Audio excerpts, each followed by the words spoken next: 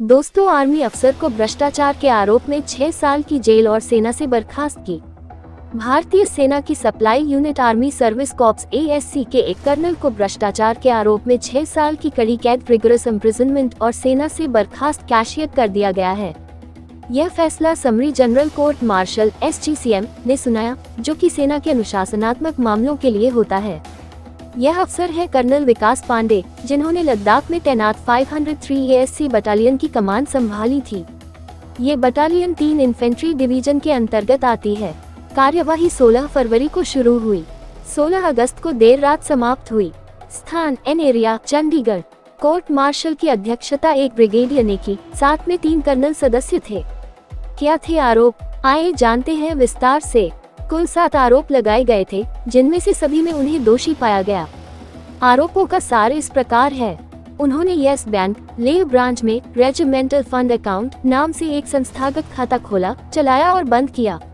उन्होंने अपनी पोस्ट की सील और बटालियन की मुहर का गलत इस्तेमाल किया। 63-66 लाख रुपए का गबन। ये राशि खाते में जमा हुई, जो नियमों के विरुद्ध थी। ये पैसा उन्होंने अपनी पोस्ट का फायदा उठाकर जुटाया। लद्दाख में 4 लाख रुपए रिश्वत के तौर पर लेना। ये धनराशि बिना वैध स्रोत के प्राप्त की गई। उन्होंने अपनी पत्नी के नाम पर 32.60 लाख रुपए का फ्लैट खरीदा, जो उनकी घोषित आय से कहीं अधिक था। अपनी पत्नी के नाम पर 48.48 लाख रुपए की लग्जरी BMW कार खरीदी, जो आय के अनुपात में असंगत पाई गई। वह 21 लाख रुपए नकद में प्राप्त करना। 2 अलग अलग मामलों में उन्हें नकद रकम प्राप्त करने का दोषी पाया गया। पहले एक कोर्ट ऑफ इंक्वायरी प्राथमिक जांच और फिर समरी ऑफ एविडेंस सबूतों की जांच की प्रक्रिया पूरी हुई।